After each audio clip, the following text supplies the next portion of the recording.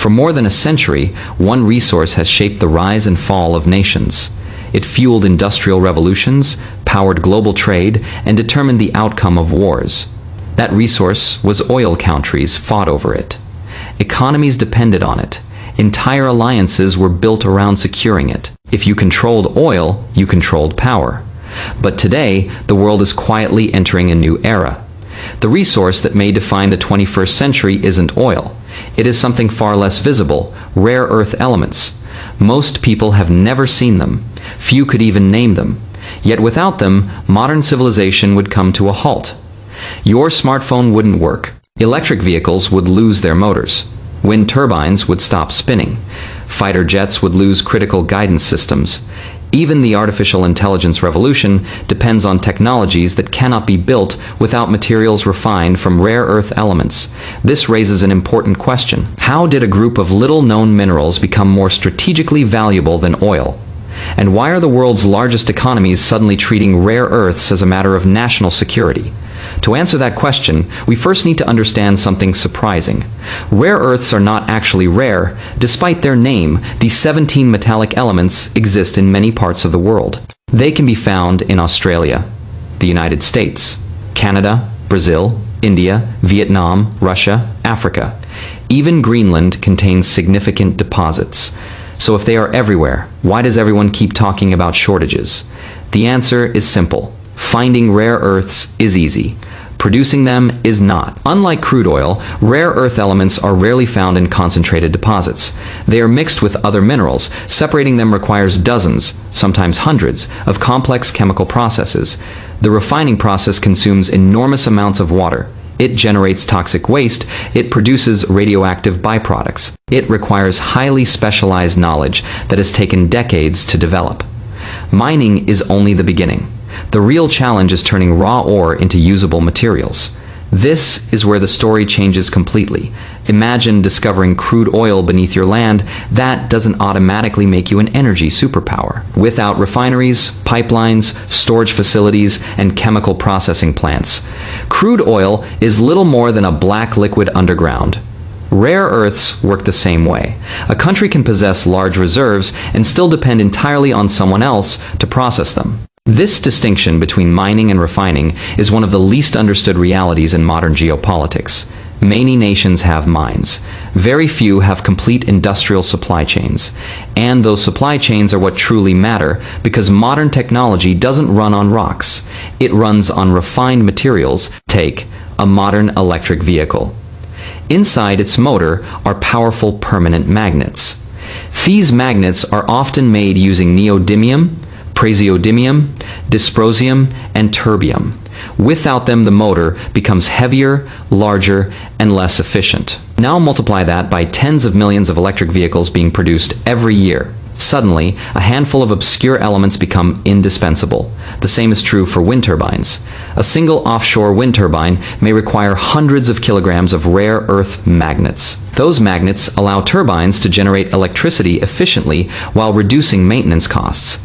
As countries race toward renewable energy, demand for these materials continues to rise.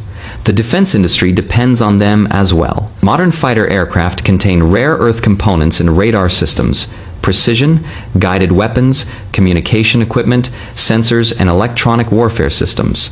Missile guidance systems rely on specialized magnets. Submarines use them, satellites use them. Advanced drones use them. Night vision systems use them. The more advanced a military becomes, the greater its dependence on rare earth elements. Now think about artificial intelligence. Most people associate AI with software, large language models, algorithms, cloud computing, but none of those exist without hardware. AI requires enormous numbers of advanced chips. Those chips are manufactured using some of the most sophisticated equipment ever created. The factories that produce them rely on precision motors, lasers, sensors, polishing equipment, and countless components that depend directly or indirectly on rare earth materials. Without these materials, there is no AI revolution, no autonomous vehicles, no advanced robotics, no next generation data centers. Rare earths sit quietly behind nearly every technology shaping the future. Yet, unlike oil, they rarely make headlines. Perhaps that is because oil is visible. We see tankers crossing oceans, we see pipelines stretching across continents, gas stations exist in every city. Oil dominates the public imagination. Rare earths are different. They disappear into finished products. Consumers never notice them. No one buys a smartphone because it contains neodymium. No one purchases an electric vehicle because of dysprosium. These materials remain invisible. But invisible does not mean unimportant. Sometimes the most critical parts of a system are the ones no one notices. Consider the human body. People admire muscles, they notice bones. But without tiny electrical signals traveling through the nervous system, nothing functions. Rare earths play a similar role in the global economy. Small quantities, massive consequences. In fact, many advanced products contain only a few grams of rare earth elements. Yet removing those few grams can make the entire product impossible to manufacture. That creates an extraordinary imbalance. Resource representing only a tiny fraction of production costs can determine whether trillion-dollar industries continue operating. This is why governments have started changing the way they think about strategic resources. For decades, energy security meant securing oil supplies. Today, industrial security increasingly means securing supply chains for critical minerals. The competition has quietly shifted. It is no longer just about who has energy. It is about who controls the materials behind advanced manufacturing. And this shift is happening faster than many people realize. Global demand for electric vehicles continues to accelerate. Renewable energy installations continue expanding. Artificial intelligence infrastructure requires more powerful computing systems every year. Defense spending is increasing across multiple regions. Every one of these trends pushes demand for rare earth elements even higher. Unlike oil, which is burned once and gone forever, rare earths become part of products that power entire industries. They are embedded inside the technologies expected to define economic leadership for decades to come. That changes the nature of geopolitical competition. In the 20th century, oil was the foundation of industrial power. In the 21st century, control over critical materials may determine who leads the world's next technological revolution. And that brings us to the most important question of all. If rare earths are found across the globe, why does one country dominate nearly every stage of the supply chain? The answer isn't geology. It is strategy. One of the biggest misconceptions about rare earths is that whoever owns the largest reserves automatically controls the market. History tells a very different story. Natural resources alone have never guaranteed economic power. Many countries are rich in oil but remain poor. Others have almost no natural resources, yet became industrial giants. The difference has always been what happens after the resource leaves the ground. Rare earths are no exception. In fact, they may be the clearest example of this principle in the modern world. Over the past several decades, one country made a decision that almost everyone else ignored. While much of the world focused on finding new deposits, it focused on building something far more valuable: the entire industrial ecosystem. Mining was only the first step. Massive investments followed in chemical separation facilities, processing plants, metallurgical research, magnet manufacturing, engineering talent, university programs, environmental treatment technologies. Thousands of upstream and downstream suppliers gradually formed an interconnected network that became incredibly difficult to replace. This process didn't happen overnight. It took decades, and because it happened quietly, few outside the industry paid much attention. At the time, many Western companies were happy to outsource production. Processing rare earths was expensive. Environmental regulations were becoming stricter. Profit margins appeared relatively small. From a business perspective, moving production overseas seemed logical. The decision reduced costs. Consumers enjoyed cheaper electronics. Manufacturers improved efficiency. Everyone appeared to benefit. But globalization often creates dependencies that remain invisible until a crisis exposes them. For years, few governments viewed rare earth processing as a strategic capability. It was treated as another industrial business.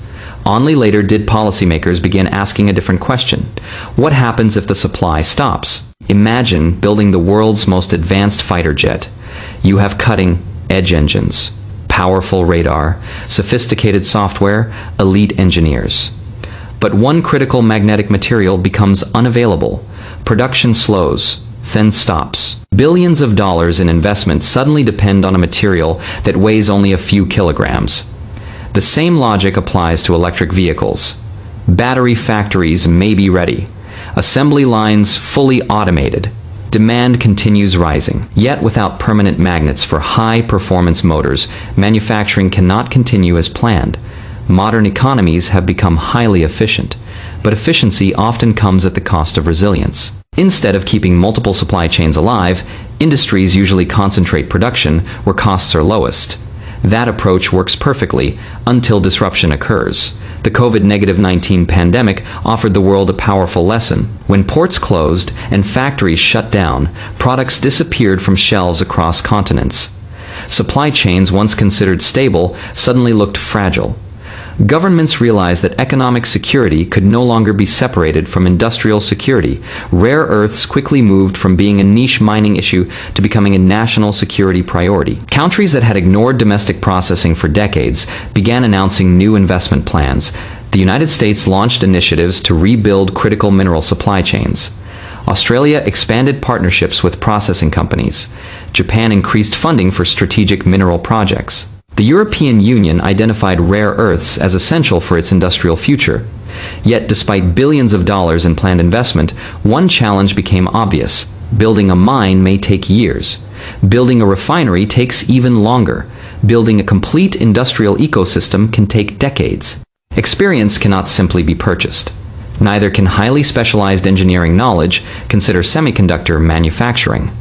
Many countries would like to produce advanced chips. Few actually can, not because they lack money, but because expertise accumulates over generations. Rare earth processing follows a similar pattern. The chemistry is complex. The engineering standards are demanding. The environmental requirements are increasingly strict. Mistakes are expensive. Some separation processes require extraordinary precision because the chemical properties of rare earth elements are remarkably similar. Separating one element from another can involve hundreds of repeated extraction stages. Tiny errors reduce purity. Lower purity means lower performance. And lower performance makes products less competitive for industries such as aerospace, defense, medical equipment, and advanced electronics. There is little room for compromise. Quality matters as much as quantity. This explains why refining capacity has become far more important than geological reserves. A country with modest mineral deposits but world-class processing technology may hold greater strategic influence than one sitting on vast, untouched resources. The value no longer lies inside the ground. It lies inside the factories. This distinction is changing how governments think about economic competition. For decades, globalization encouraged specialization. One country mined, another manufactured. Another designed products, another provided financing. The system maximized efficiency. But strategic competition is encouraging a different philosophy. Control more of the supply chain, reduce external dependence, increase domestic resilience. The phrase supply chain security has become one of the defining economic concepts of the 21st century. Rare earths sit at the center of that conversation because they connect almost every advanced industry together.